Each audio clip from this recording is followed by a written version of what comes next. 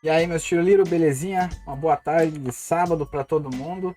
Estamos aí em mais um encontro, o primeiro do ano de 2022, e hoje a gente já vai começar fervilhando. A gente vai falar de front-end e back-end, a gente vai fazer front-end e back-end hoje ao mesmo tempo, e ao final do dia todo mundo vai ser desenvolvedor full stack. Brincadeira, não é tão fácil assim, não é tão rápido.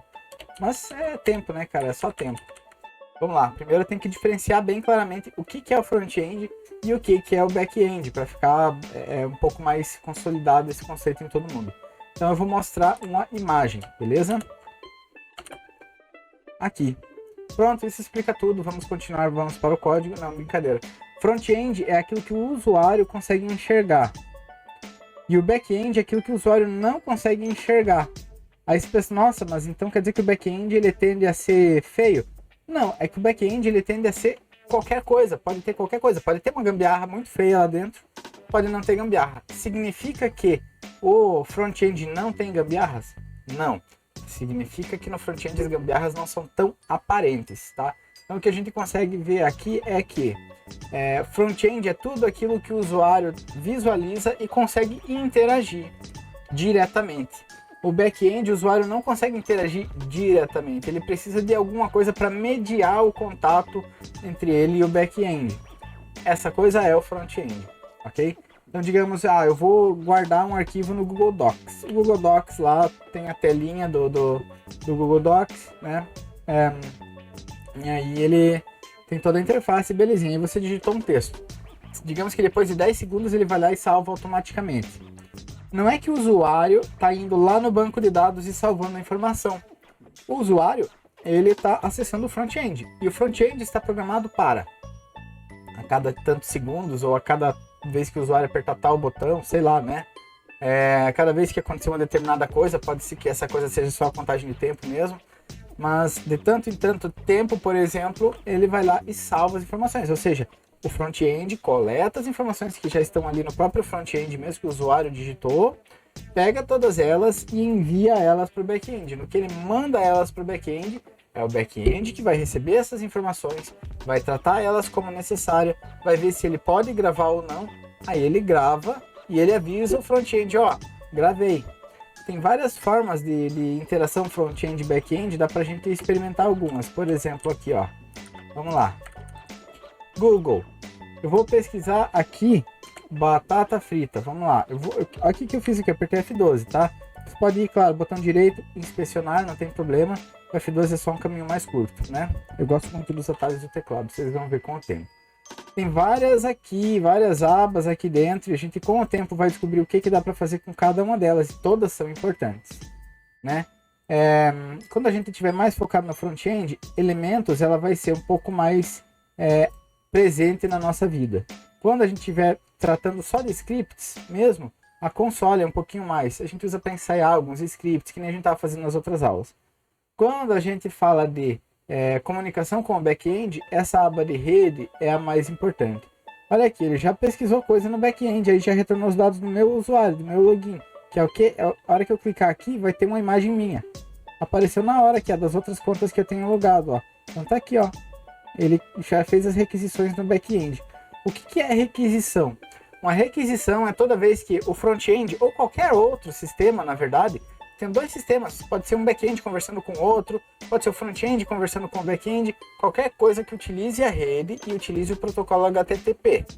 Esse cara aqui vai fazer uma requisição, então ele fala, ô fulano, me passe o resultado da pesquisa por batata frita, e isso vai chegar lá no back-end. O back-end vai olhar banco de dados, ou isso ou aquilo, sei lá, a tecnologia que tiver lá dentro, cada back-end tem uma tecnologia diferente, aí ele vai compilar o que ele tem que devolver de informação, ou esconder aquilo que ele não pode devolver, informações que sejam sigilosas, por exemplo, né? Exemplo, a própria estrutura do banco de dados. Você não pode expor a estrutura do teu banco de dados, da tua aplicação, pro front-end.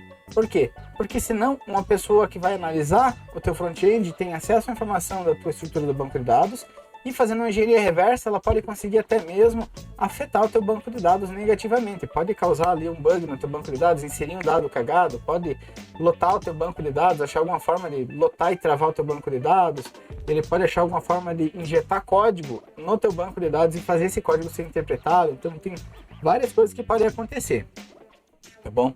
Então você evita mostrar, expor o que você não precisa expor, só traz a informação que é estritamente necessária. O back-end só vai devolver na resposta a informação que for estritamente necessária. Ele devolve essa informação para quem solicitou e pronto. É assim que funciona o conceito de request response, ou seja, requisição e resposta. Se a gente vier para cá, a gente consegue exemplificar que o front-end, olha que coisa bonita, é tudo aquilo que agrada aos olhos. E o back-end é a mecânica em si, é tudo aquilo que é responsável pelo funcionamento. Quer dizer, poxa, é muito legal a lataria do carro, ela é brilhante, não sei o que, ele tem um negocinho aqui, um espelho, beleza. Porém, só isso aí não é suficiente. Eu posso ter uma carenagem, uma casca ali de um carro que não é suficiente para andar. Preciso ter motor, preciso ter freio, preciso ter transmissão, preciso ter direção. Então todos esses subsistemas, suspensão, elétrica, todos eles estão rodando ali e a gente nem está olhando para esses subsistemas. Mas eles são essenciais para construir um carro. Assim como num sistema, você precisa também desses elementos para poder diferenciar como que o teu sistema funciona. Então o front-end ele serve para mostrar e pedir coisas para o usuário. Ele serve para interagir com o usuário especificamente. E o back-end ele pega essa interação e transforma ela em algo um pouco mais complexo, duradouro, ou seja o que for. Troca informação com outros sistemas, por exemplo. Como assim trocar com outros sistemas? Eu tenho um sistema que já calcula lá o Mercado Livre, ele calcula o valor do frete, né? Ou na época que ele usava, agora é Mercado Livre só por entrega logística própria, mas houve uma época em que o Mercado Livre mandava por correios. Então ele tinha um sisteminha que calculava qual que vai ser o frete, ele já sabe qual a dimensão, o tamanho e o peso, né? Do produto a ser transportado, né? Sabendo as dimensões e o peso, você consegue calcular o frete, né? E a origem e o destino, claro, também. Então ele mandava isso para a API dos Correios e os Correios devolviam para ele, vai sair R$ 22,53 o frete. Isso tudo acontece no back-end, não é o front-end. Não é a tua telinha que está consultando lá nos Correios. A tua telinha está consultando no back-end do Mercado Livre. O Mercado Livre bate nos Correios lá e pergunta, quanto? É tanto. Aí ele volta para cá. Por exemplo, pode ser que o Mercado Livre pegue essa informação do frete e já guarde ela pronta. E depois de 2 anos rodando, eles já têm mais ou menos o cálculo do frete por todo o Brasil. Não precisa ficar consultando os Correios mais. Mas o preço muda. Legal, só que o preço muda de forma constante, através de uma variação constante. Correios aumentou 16%. Aí eles vão lá e multiplicam por 16. Além disso, o preço é uma estimativa. Se o custo real mesmo de postagem ficar um pouco maior ou um pouco menor, eles absorviam isso do lucro deles. Então, se digamos que num produto de R$100, o frete dava 18, né? E na hora, calculou como 18, e na hora deu 18,40, porque o erro não era muito grande, o erro era 18,40. Então, do lucro deles lá, que eles tinham de R$10, eles tiravam os 40 centavos daqueles R$10 e absorviam essa questão. Eu só discordo nessa imagem disso aqui, 20% do esforço total, 80% do esforço total. E isso não dá para garantir. Cada sistema é um sistema diferente. Tem sistemas que o principal de tudo é o front-end. É onde está a maior parte do esforço. E tem sistema que a maior parte do esforço está no back-end. Então depende do sistema mesmo. É muito difícil você ter 80% do esforço no front-end. Mas não é tão raro assim você ter 50% do esforço no front-end. Tanto que com o tempo vocês vão ver. Quando pega uma equipe de desenvolvimento, é comum você ter 1 ou 2 pessoas de back-end para cada pessoa do front-end. Por quê? Porque o back-end ele tende a ser mais moroso, mais demorado, ele tem problemas de compatibilidade, ele tem problemas de versão e tudo mais. O front-end ele vai tropeçar também em problemas de compatibilidade, se você quiser um sistema bem robusto. Então, o front-end, beleza, terminou a tela desktop. Agora vamos fazer a versão para celular. Só que na versão para celular, você faz uma versão e pode ser que ela funcione para Android, mas não funciona para iOS. Então o front-end ele tem também esse trabalho. Porém, o trabalho do front-end, ele é um pouco, você consegue distribuir ele um pouco mais. Como assim? Você primeiro faz a versão desktop e entrega e publica e está no ar funcionando.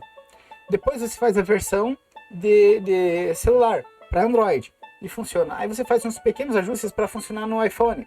E aí publica e está funcionando. Aí você faz adaptações para tablet, faz adaptações de acessibilidade, você faz vários tipos de adaptação com o tempo. Só que reparou que o back-end, você precisou dele já na primeira etapa.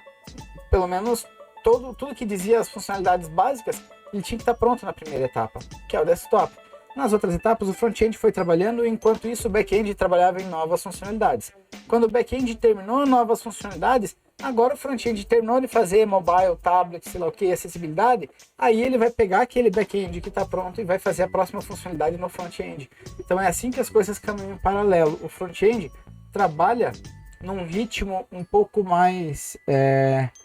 Ele pode ser um pouco mais distribuído, ou seja, ele é um pouco mais flexível. O back-end, ele infelizmente, ele é um pouco mais, eu diria, ele é um pouco mais, não é trabalhoso, porque o volume de trabalho é igual, a quantidade de vagas que tem por aí é igual. É muito comum nas empresas você ter 1 para 1, mas o trabalho no back-end, ele é mais concentrado, essa é a palavra que eu estava buscando. O trabalho no front-end, ele pode ser diluído. O trabalho no back-end é um pouco mais difícil de você diluir. Porque para você lançar uma feature básica, você precisa dela inteira funcionando no back-end. Não necessariamente no front-end para todas as versões possíveis. Tá? Então aqui, o front-end é aquilo que o usuário acessa. Quando o usuário acessa com o navegador, ele bate aqui, chega no front-end, o front-end consulta o back-end e o back-end consulta o serviço A, que é os correios. Consulta o serviço B, que é, sei lá, financiamento, o módulo de financiamento do Mercado Livre. Consulta o serviço C, que é a operadora de cartão de crédito. Então você tem vários tipos de serviços que podem ser acessados. Em vez de você ter o teu front-end acessando diretamente esses serviços, você faz o teu front-end acessar o teu back-end. Outro detalhe, em vez de você fazer aqui, você precisa de senhas específicas. Não é você simplesmente ir lá no cartão de crédito e falar, viu, cobra tanto no cartão tal. O cartão de crédito ele precisa saber quem é você. Então você tem uma chave de autenticação.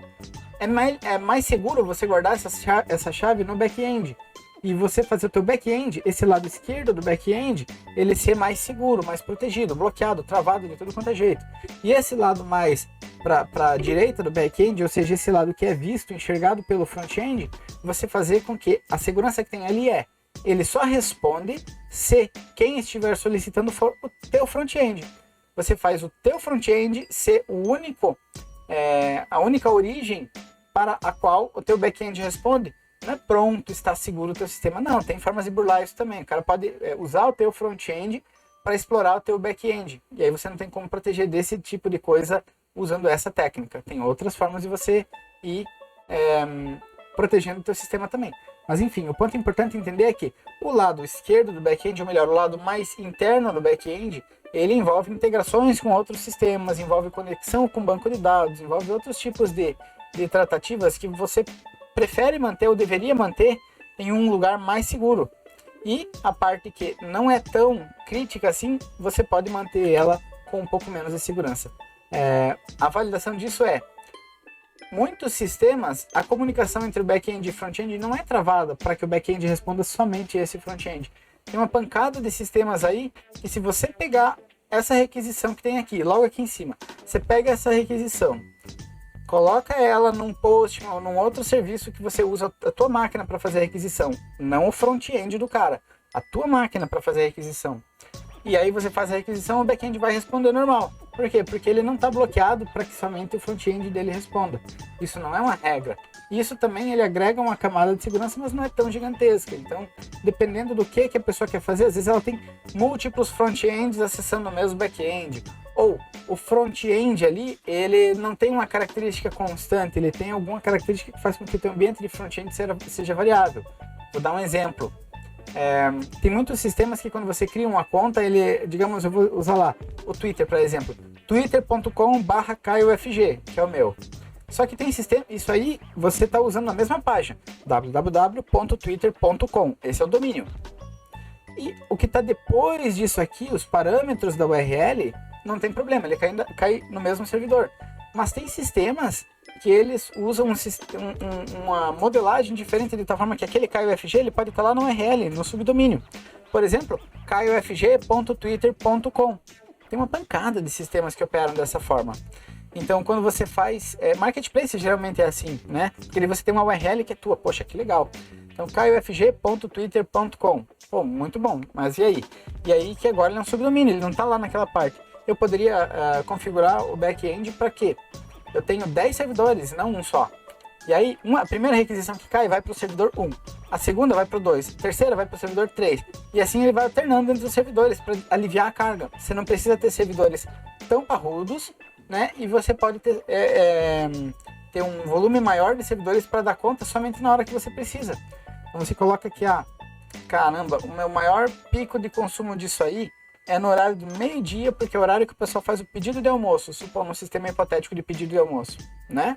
Você tem um pico ali no meio-dia, você programa para que às 11h30 da manhã o teu sistema aumente, escale para 8 servidores, e às 2 da tarde, às 2h30 da tarde, ele pode voltar para um só dá conta do resto da tarde, tranquilamente, né? Não tem problema. Tudo isso é back-end, é a engenharia que tem por trás do back-end. Na verdade, a parte de você ter múltiplos servidores, eles operarem, distribuir a carga entre eles, é uma parte do back-end que não é exatamente desenvolvimento, é infraestrutura. O nome popular que está se usando hoje em dia é DevOps.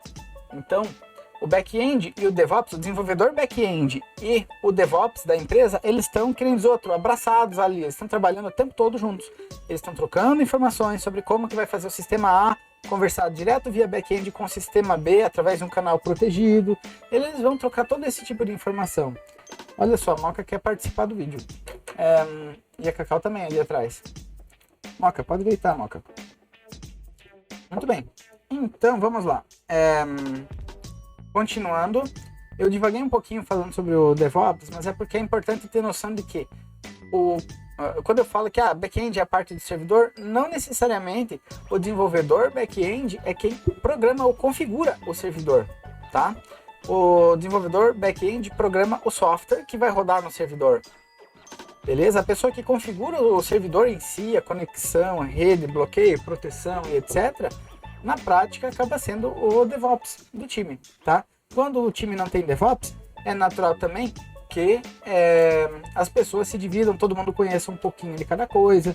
É muito comum você ter uma coisa chamada cultura DevOps na empresa, em que cada desenvolvedor, principalmente os de back-end, já tem conhecimento de como que funciona um pouquinho essa parte de distribuição de carga, desempenho, performance, etc. e tal. Segurança principalmente, e já todos os desenvolvedores contribuem para, digamos, o avanço da empresa ou garantir que o serviço continua funcionando e escalando, configurando as máquinas corretamente, beleza? É essencial para escalar, conseguir configurar as máquinas que rodam o teu serviço corretamente.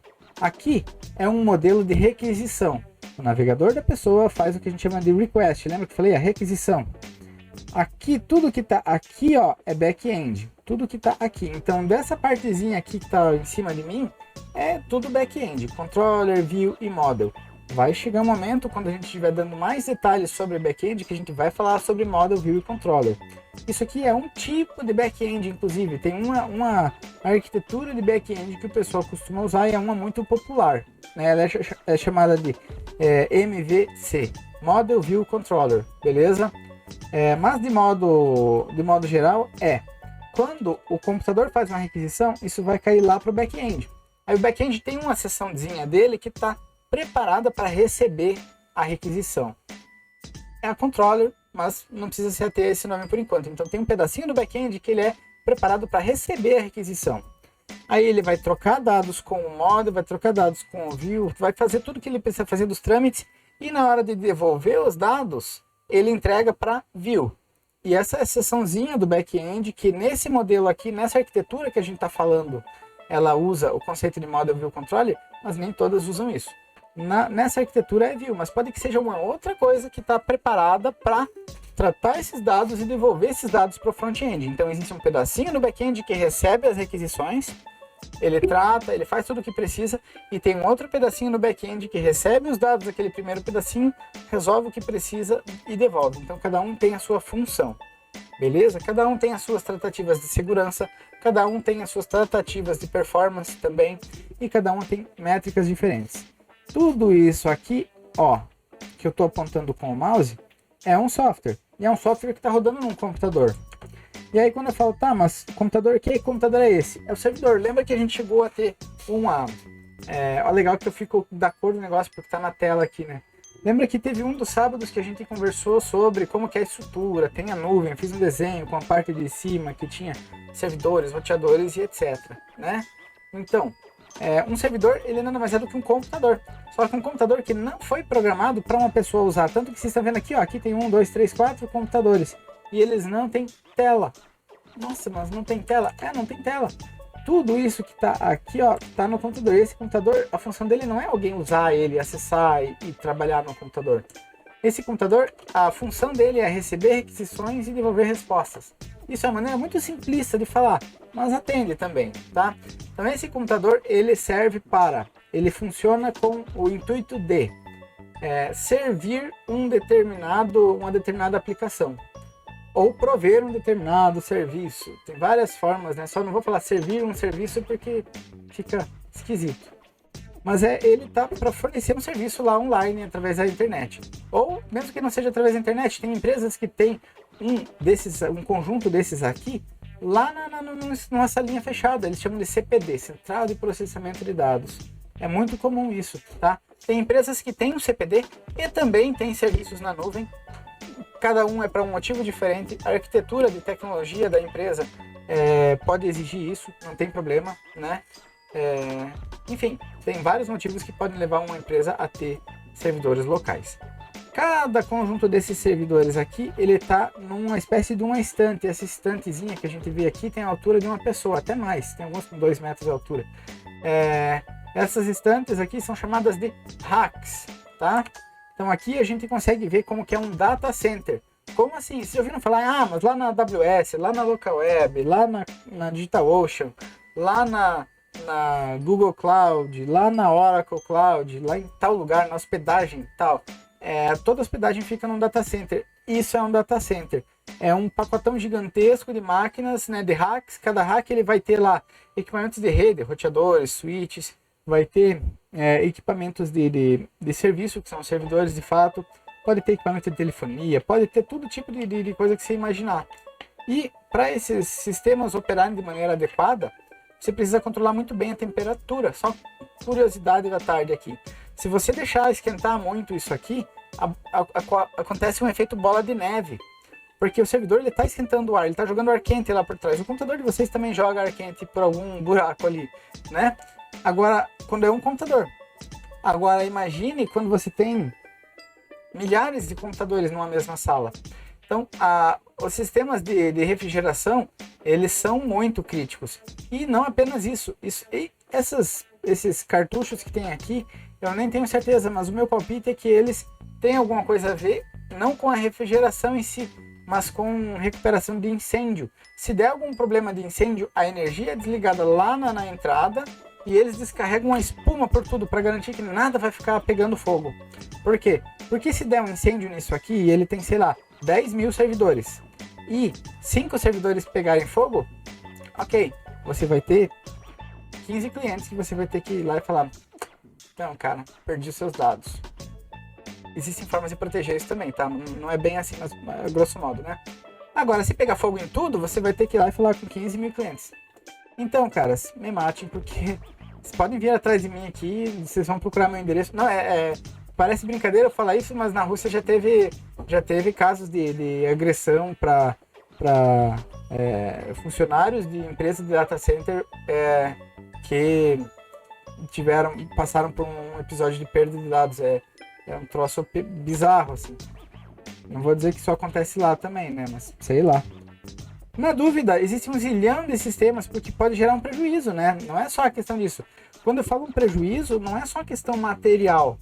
Imagine que esses servidores, eles podem ter, por exemplo, uma rede social. E imagine que nessa rede social tá um ente querido seu que faleceu e ninguém conseguiu recuperar a senha das redes sociais. Nem todas as redes sociais fornecem acesso aos familiares de um falecido. Então pode ser que lá seja a única fonte que você tem para as fotos daquela pessoa. Você pode ir lá tirar print e tudo mais, etc. Mas é uma das únicas ou dos últimos lugares que você tem acesso a informações sobre essa pessoa.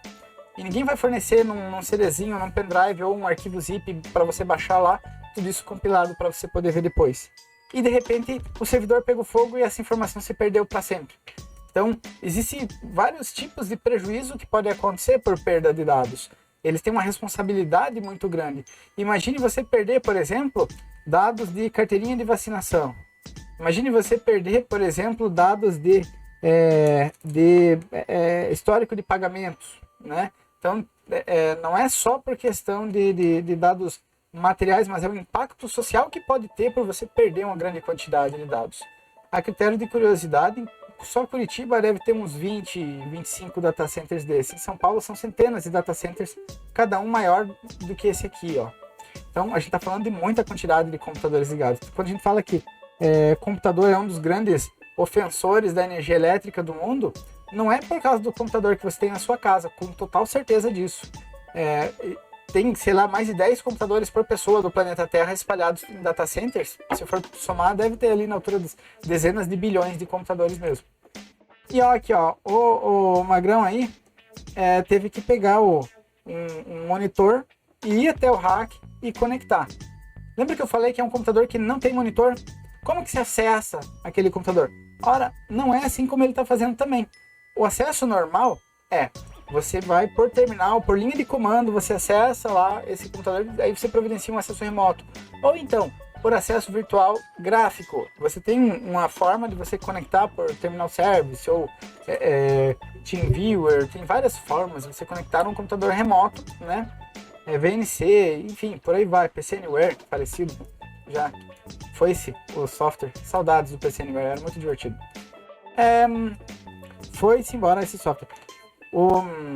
Todos esses softwares serviam para acessar uma máquina remotamente. Você literalmente via o plano de fundo dessa máquina ali, vê o plano de fundo e pode clicar, arrastar os ícones e operar ela remotamente. E ela nem precisa monitor, porque você usa o teu monitor que está aqui em Curitiba, numa máquina que está lá na China, sei lá, Estados Unidos. Beleza? Só que, às vezes essa máquina, você fez uma caquinha na configuração. Se você fizer uma caquinha na configuração da placa de rede, por exemplo, você perdeu acesso a essa máquina. E aí, qual a única forma? Vai ter que ir o Magrão lá com o carrinho dele, conectar lá o monitorzinho. Olha a cara de puto dele aqui, ó. Olha a cara de poder falar, nossa, cara, não acredito que num domingo os malucos estragaram a placa de rede do servidor. Assim, vai ter que ir lá. Eles cobram para fazer esse tipo de restauração. Mas enfim, mais ou menos assim que funciona um data center. E voltamos para o slide inicial, que no fim das contas é o aviso de que precisamos continuar com o nosso conteúdo. Conversamos sobre data center, sobre front-end, sobre back-end, e agora a gente vai fazer um front-end bem básico e, se der tempo, a gente vai fazer um back-end bem básico, tá? Vamos lá. Aqui, quando eu falei que eu ia fazer um exemplo de requisição de back-end, ó, eu limpei aqui é para limpar. Então eu vou aqui e vou pesquisar batata frita, enter. Tá vendo que aqui ele fez um monte de pesquisas, cara? Olha, até as imagens que estão aqui, ó, ele puxou tudo daqui, ó. Isso tudo é requisição de back-end. Cada uma dessas coisas que estão nessa listinha aqui é uma requisição de back-end. Ou seja, ele foi lá e perguntou, viu? Me passe a imagem disso aqui, ó. Aí o front-end foi lá e passou. O back-end foi lá, viu qualquer imagem através da URL. Tá vendo aqui por essa informação, esse alfanumérico aqui? Ele foi lá e viu que essa aqui é a imagem, ó.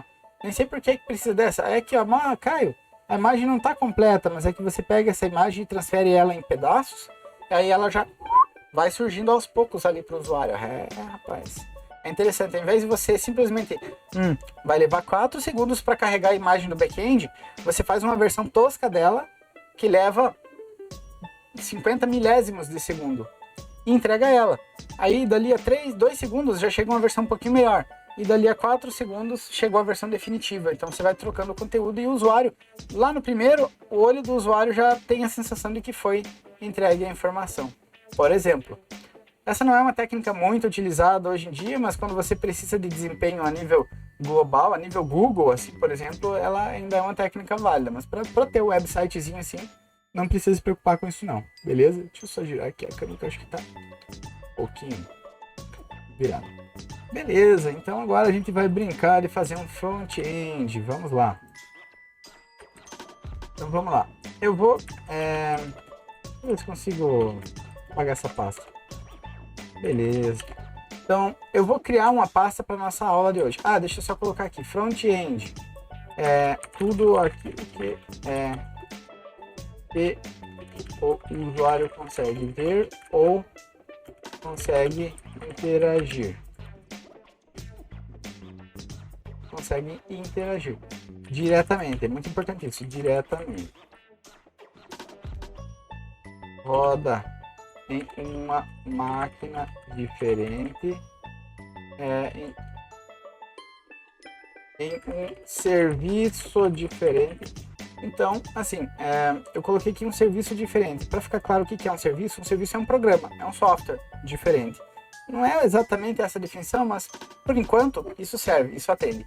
Então, um serviço é um software. Tudo aquilo que roda em um serviço diferente e que pode ficar em outro computador, outro país, por exemplo, tanto faz. Mas tudo aquilo que roda em serviço diferente, mas faz parte da mesma aplicação, fornecendo e tratando dados conforme requisitado pelo usuário, ou melhor, pelo front-end. Ok? Não é pelo usuário front-end, pelo front-end. Então, o front-end faz a requisição, essa requisição vai parar lá no back-end e o back-end vai tratar esse dado e devolver para ele ali. Beleza? Mais ou menos isso, tá? Então tá ótimo. Agora a gente vai começar uma página básica de front-end e aí vai ficar um pouco mais claro conforme a gente avançar. A gente vai usar no front-end, vou colocar aqui até exemplos, HTML, o front-end em web. Não vou colocar HTML, é web. Por quê? Porque ele pode ter HTML, CSS, JavaScript. Só com HTML você não consegue fazer um front-end decente, não, né? Então, HTML, CSS, JavaScript. Você pode ter também mobile, Android e iOS. Você pode ter front-end. Você pode ter hardware de front-end. Como assim hardware de front-end? Não é muito usado esse termo para isso, mas é quando você tem um painel cheio de LEDs que você vê na indústria, com aqueles ponteiros, com troço que pisca e apita e tudo mais, e etc. Aquilo também é considerado um front-end, é o destino final daquele dado para ele ser mostrado para alguém. Ali dentro pode ter um computador que está fazendo requisições para o back-end lá na nuvem e saber qual é a informação que ele vai ter que mostrar se aquele LED X deveria estar aceso ou apagado e o LED Y apagado ou aceso, né? Pode ser também. É tudo aquilo que o usuário vê, interage, põe o dedo, né? E o back-end é aquilo que o usuário não interage. Exemplos, qualquer API, por exemplo, uma API que acessa o banco de dados, por exemplo, ou uma API que faz cálculos, tratamento de imagem e por aí vai. Então, basicamente é assim, armazenamento de arquivos. Tá bom. Tudo isso fica escondido numa camada chamada back-end. Beleza. Agora aqui eu vou começar um front-end. Hoje é dia 1 de 2022. Então vamos lá. Eu vou criar uma pasta, tudo por linha de comando aqui, beleza, pessoal? Vamos lá. mkdir, então, dia 1 traço dia 1 2022, beleza? Enquanto 1, gosto mais. Beleza, criei a pasta pd espaço encontro 1 2022. Agora aqui se eu der S, ó, tá vendo que não tem nada dentro dessa pasta. Essas batatas fritas aqui em cima estão me dando fome. Então aqui eu tô vendo a pasta tá vazia. Então eu vou criar um arquivo aqui, touch, sei lá, front.html por enquanto. Ok, e agora? Aliás, está aqui o arquivo, front.html. Tenho já como visualizar ele? Não, porque eu não pus nada nele. Então se eu vier aqui, por exemplo, e mandar abrir, deixa eu puxar aqui, por exemplo, o Workspace, Estudos, Encontro, Front, e vou arrastar ele para o navegador. Tá vazio, ó, não vê nada. Como assim? Nossa, eu não acabei de criar o arquivo? Não coloquei conteúdo nele. Vamos lá. Code, para abrir com Visual Studio Code, front.html. Ô, droga. Deixa eu fazer uma alteração, ele já foi para outro lugar. Vamos lá. Code, ponto, só. Explicando, quando eu dei o nome do arquivo, ele abriu num outro editor, numa outra janela que já estava pronta. Aí quando eu abro uma pasta, aí ele abre como se fosse um novo workspace. Aí ele abre uma janela nova do navegador, do editor, que é o que eu queria. Então aqui estamos no front.html, beleza, pessoal? Então eu vou começar a mostrar alguns recursos que o próprio editor aqui, Visual Studio Code, que eu uso, ele já fornece pra gente. Então aqui na hora de começar o code tem uma estrutura básica que a gente precisa colocar. Para eu não ter que fazer isso em todo o projeto que eu faço, eu simplesmente uso o atalhozinho aqui. Assim que ele me obedecer. Opa! Só porque eu falei não veio a minha exclamação? Deixa eu ver aqui. Meu Visual Studio Code bugou. Eu vou reiniciar meu Visual Studio Code. Vou fechar até essa tela aqui.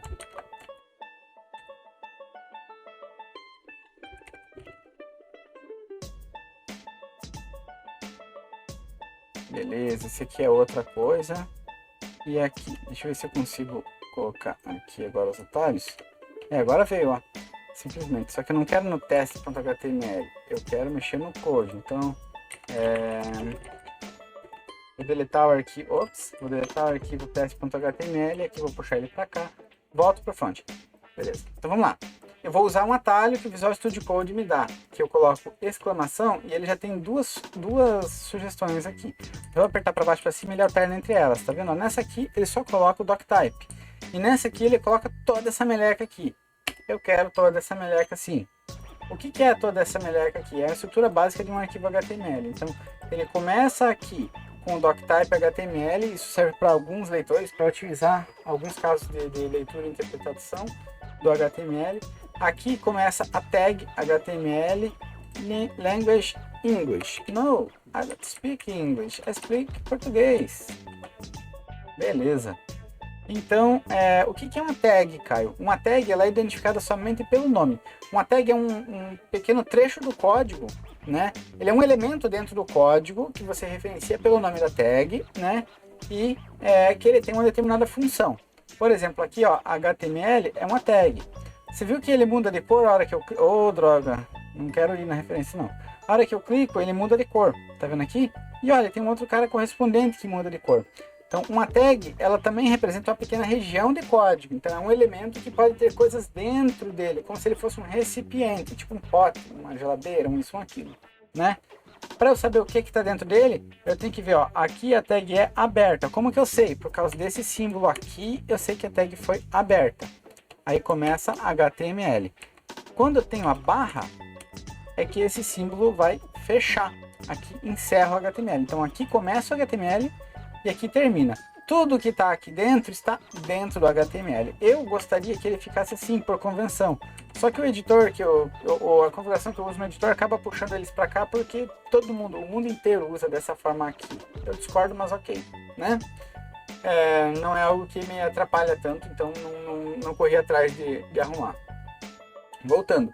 Dentro da tag HTML a gente tem outras tags, por exemplo, a tag head, né? Essa aqui, ó, começa a tag e tá aqui. Ela é delimitada pelo símbolo de menor e maior. Vou até aumentar o tamanho, o tamanho da fonte um pouquinho e tirar aquela barra lateral.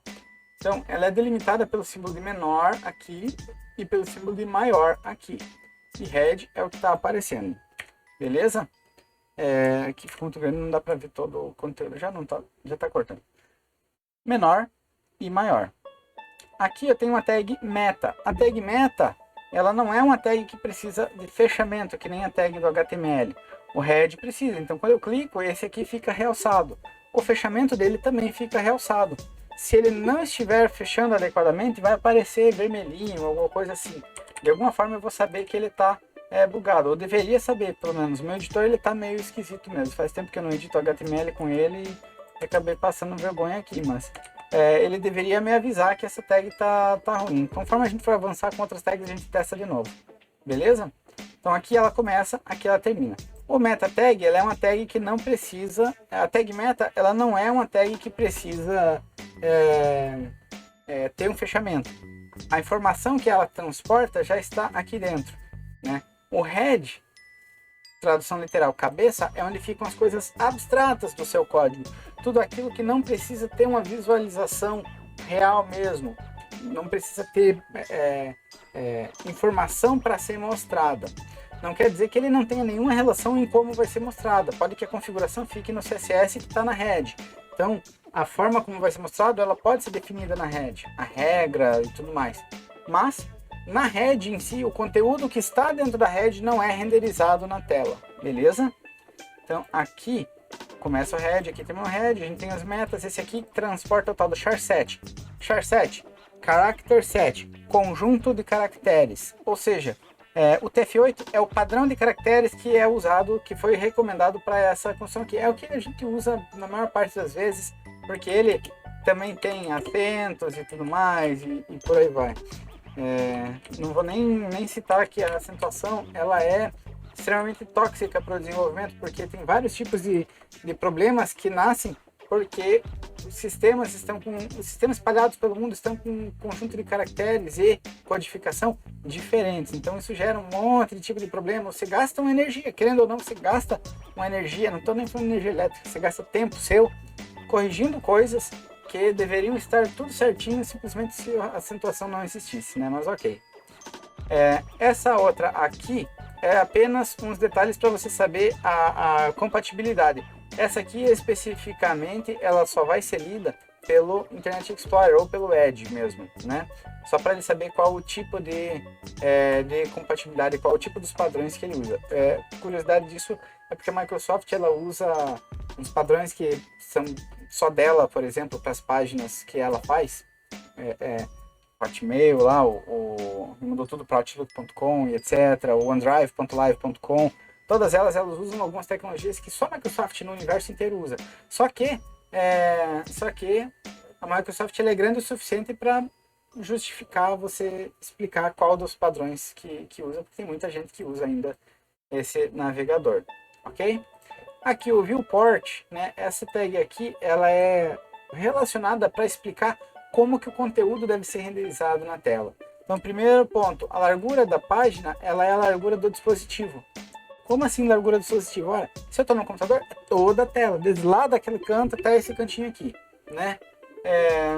Já se eu estou no celular, também é a largura da tela. Se eu tiver com o celular deitado, também é a largura da tela. Parece ser algo óbvio, mas não é. Se você fizer uma página sem colocar isso aqui, ela vai ficar toda concentrada numa faixinha na parte esquerda da tua tela, não vai estar distribuído o texto, não vai entender a largura de tela, tem um monte de coisa que fica bugado. E o Initial Scale, ele em 1 é a posição de zoom que o teu usuário vai começar, quando ele carrega a tela pela primeira vez, ok? Finalmente, o Title, aqui é o que vai aparecer lá na frente, aqui em cima. Então se eu colocar aqui, ó, Tiroliro, salvar, eu venho aqui e eu tenho que atualizar. Olha lá em cima, ó. Tiroliro. Muito bom. Então aqui eu tenho o nosso amiguinho Tiroliro como sendo o título da página, tá? Outras coisas podem vir aqui, por exemplo, o CSS, as regras de formatação. A gente vai falar sobre elas mais tarde outros sábados, né? E aqui encerra o head, a cabeça, a parte das informações abstratas. E aqui começa a parte do body, que é onde a informação não é abstrata, a informação ela é palpável. Você colocar coisas aqui, você vai conseguir ver. Então, vou colocar um texto qualquer aqui. Vou ver aqui da F5, o texto apareceu, olha só. Apareceu. Beleza?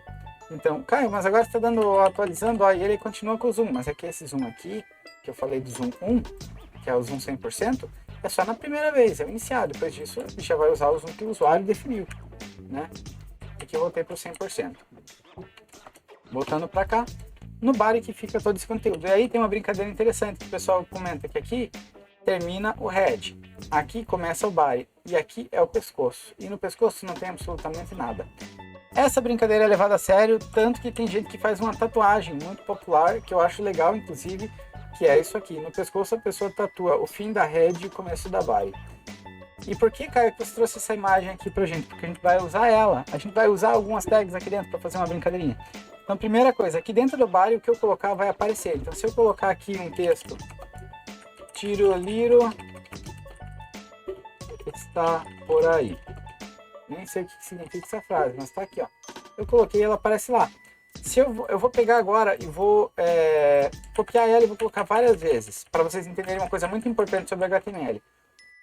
O HTML, ela é Hypertext Markup Language, ou seja, é uma linguagem de demarcação por hipertexto. O que é uma linguagem de demarcação ou linguagem de marcação? É uma linguagem que permite você definir o que e como, mais ou menos como que as coisas devem aparecer, só definindo onde começa e termina cada alteração, as fronteiras. Você trata sempre pelas fronteiras. Como assim? Olha, eu vou colocar aqui esse texto e vou dar F5 na tela. Ficou tudo numa linha só, mas aqui eu coloquei em linhas separadas. Por quê? Porque eu não pus uma fronteira para dizer que a linha acabou. Eu posso usar o jeito feio, que é colocar aqui uma tag BR. Caio, ela não teria que ser assim, ó. Não teria que ser dessa forma? Não, aí que vem. Isso aqui é chamado de tag única.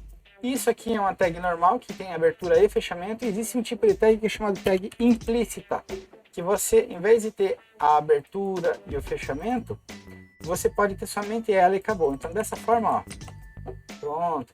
Então, se eu viesse aqui, ao invés de fazer esse cara dessa forma aqui, eu simplesmente fizesse ele assim, eu teria vários tiros por aí em linhas diferentes. Eu não gosto desse jeito, por quê? Porque esse jeito é uma quebra de linha muito... Ela tem cheiro de gambiarra, sabe? Ó, não sei se vocês estão sentindo aí, mas ela tem um cheirão de gambiarra. Eu vou fazer uma coisa diferente, eu vou criar uma tag do tipo P. Ops, mas daí ficou tudo bagunçado aqui, cara. Ó, primeiro eu vou tirar esse BR. Aí, segundo, quando eu criei a tag tipo P, o texto ficou de fora. Então eu vou tirar esse texto aqui, ó.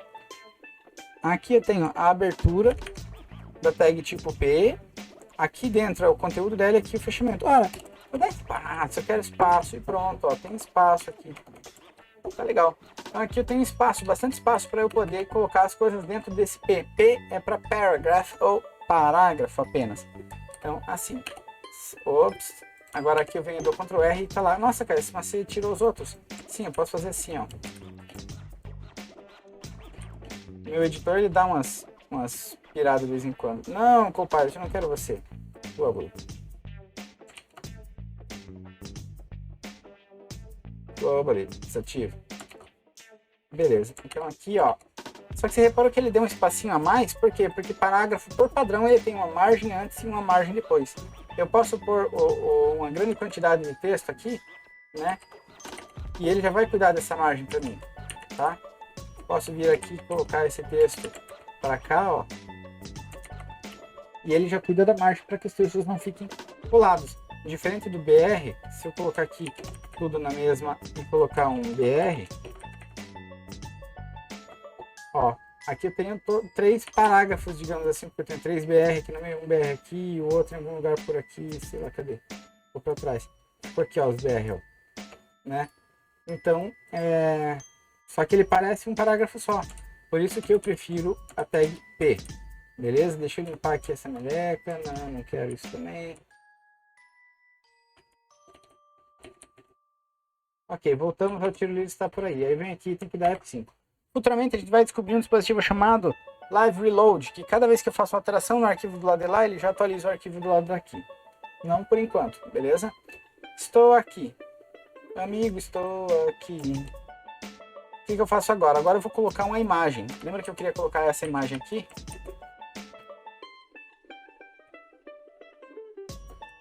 A tag certa para colocar a imagem é img. Aí, cara, eu tenho que colocar img assim. Ó, ele insiste no body.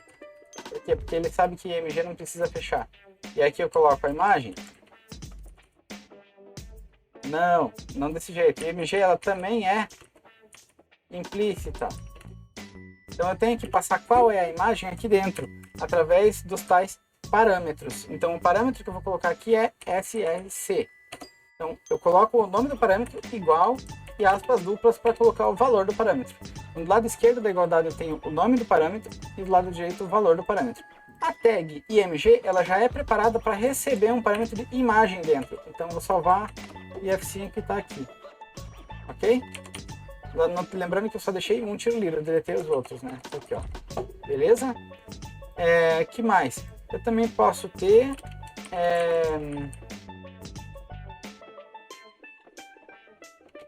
o texto aqui em grande quantidade. Eu posso ter pequenos ajustes no texto, por exemplo, negrito, né?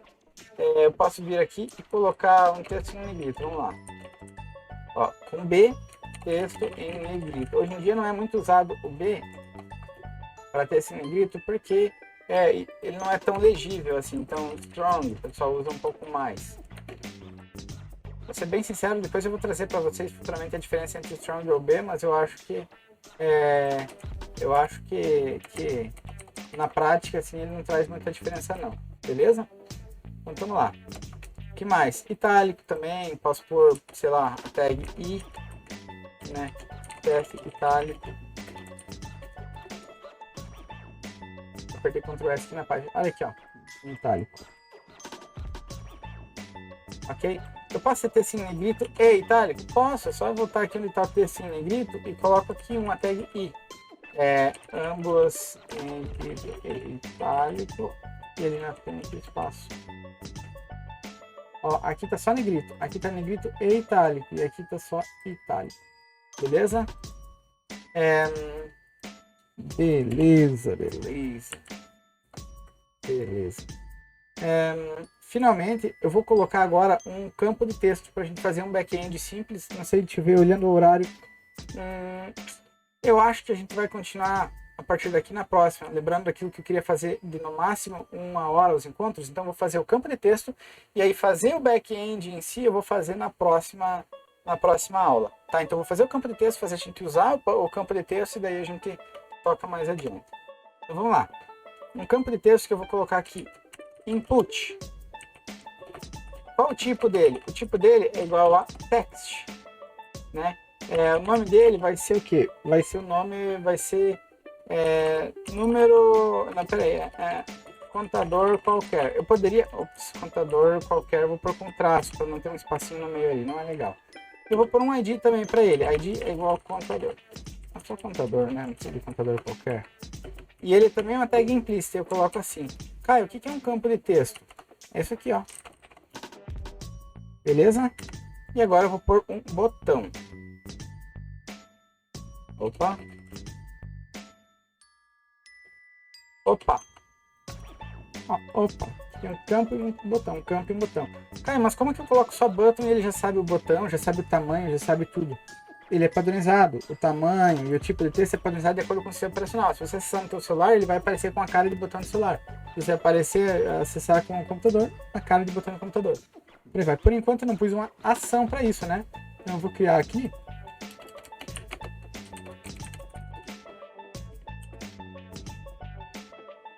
uma tag script. E dentro dessa tag script, eu vou criar uma função. Uma function, que nem a gente fez lá no JavaScript anterior lá. Uma função, eu vou chamar ela de opa clicou. Não, peraí, clicou opa. Por quê? Porque o botão é opa, né? Clicou opa. Ela vai receber algum argumento? Não, então só abre e fecha parênteses. E aqui eu coloco todo o código que vem dentro dela. Eu vou colocar primeiro um código que vai só alertar na tela para eu saber que clicou, para eu saber se está funcionando o botão. Alert, clicou no botão, opa, ok. Aí eu vou vir aqui, vou dar F5 e não vai funcionar. Vamos ver? Realmente não funcionou. Por que que não funcionou? Porque eu criei a função. Mas em nenhum momento eu falei que essa função deve ser executada quando eu clicar nesse botão. Então, agora vem a parte de começar a tratar os eventos. Os eventos, você referencia eles através de um parâmetro também, de uma propriedade. Então, eu vou colocar aqui. Tem um evento chamado onClick. Se alguém adivinhar, ele vai ser executado quando o usuário clicar. Beleza? E aqui, que nem os outros parâmetros, eu coloco o igual e as aspas. E aqui dentro eu coloco o que é para fazer quando o usuário clicar. Ora, o que eu quero fazer? Eu quero que ele execute essa função clicou opa. Então, vou colocar aqui, clicou opa. Salvei, vamos para cá. Atualizei a tela. Clicou no botão opa. Ok. Clicou no botão opa. Estamos com a nossa função básica. Agora, nessa função, eu quero coletar o nome, seja qual for que a pessoa colocou ali. Então, vou só colocar um outro campo aqui, antes desse input. Fazer o seguinte, ó. Vou colocar um parágrafo, jogar esse input para dentro do parágrafo e vou colocar uma label, que é a etiqueta desse campo, né? E aqui existe um parâmetro que eu coloco na label para ela saber de qual campo que ela se referencia. Então, vou colocar for contador. Então, ela é o label do campo contador. Beleza? Então, aqui eu vou colocar aqui, digite o seu nome. E aqui eu vou colocar assim, avaliar nome. digite o seu nome. Ó a label, quando eu clico na label, ele entende que eu quero ir para aquele campo. Então ele clica aqui na label e ele atualiza o ponteirinho, vai para o campo. E se eu tiver no celular, eu posso clicar na label para acionar o campo, eu não preciso clicar no campo. Só a critério de curiosidade, beleza? É porque às vezes o pessoal faz uns design mirabolante e o campo não tem a linhazinha de contorno, é difícil de enxergar o campo, você não sabe onde está o campo para clicar. Clica na label e deve funcionar. Então aqui temos um campo e o avaliar nome. A hora que eu clico ele aparece, clicou no botão opa. Vamos fazer o JavaScript coletar o nome dessa pessoa. Então primeiro eu vou observar esse campo de texto que existe, né? Então vamos lá, como que eu vou observar ou capturar esse campo de texto? Eu vou pegar o document. Document, ele é um objeto que já existe no JavaScript de modo global, ele já existe para toda a página HTML, beleza? Então, esse objeto ele tem algumas funções. A que a gente vai usar se chama getElementById. Então, eu quero obter um elemento através do ID. Lembra que você tem um ID aqui? Ó, contador. Então, getElementById, contador. Essa função eu uso para eu acessar aquele campo, mas não é isso que eu quero o nome da pessoa.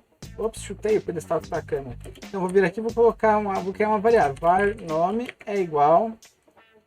Aí, então a variável nome vai receber isso aqui. Mas não é bem assim. Quando eu faço isso, eu estou colocando o que dentro da variável nome? Ó, vou colocar aqui agora alert nome. Vamos lá. Caio. Object HTML input element.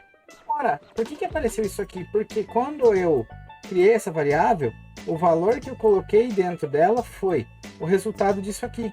Mas o resultado disso aqui é o que? Document get element by id contador. Ele me retornou isso aqui, ó, o elemento inteiro do input, mas eu não quero o elemento inteiro, eu quero só o valor dele.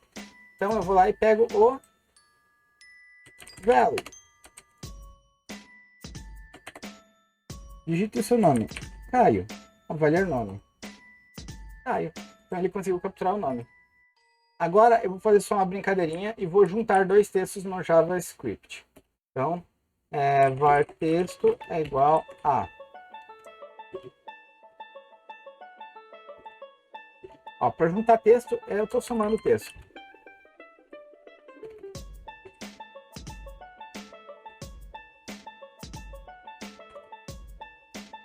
Pronto, ó, eu coloquei uma mensagem, vamos ver o que acontece. Ops, por que deu errado? Porque no alert, aqui, olha o que está no alert, o nome, eu tenho que mudar para ser o texto. Caio? Eu, hein? Que nome mais palha. Então é assim que eu consigo tomar ações ou usar, transportar uma informação que o usuário digitou, né? Deixa eu clicar no OK aqui, que o usuário me passou através de um campo de entrada de informações, ou seja, um campo de input. Eu consigo acessar essa informação e fazer alguma coisa com ela e depois mostrar para o próprio usuário mesmo. Beleza? Pessoal, acho que por hoje tá legal, né? Na próxima aula a gente avança isso aqui para fazer ele mandar pro back-end o nome e o back-end vai preencher o resto do nome aqui. Olha que legal. Vamos testar isso aí. Nos vemos no próximo sábado. Alguém tem alguma dúvida, aliás? Desculpem. Tô ouvindo bem, tá bem? Pode falar.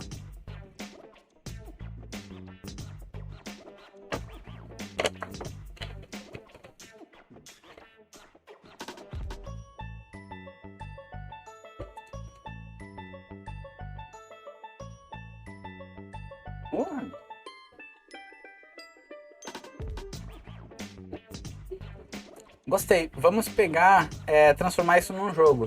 Nas próximas aulas a gente transforma isso num jogo. Vamos fazer um joguinho disso aí, beleza?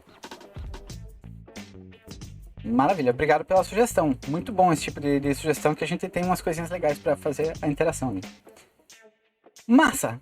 Então tá joia, pessoal. Muito obrigado e tenham um ótimo sábado e se cuidem.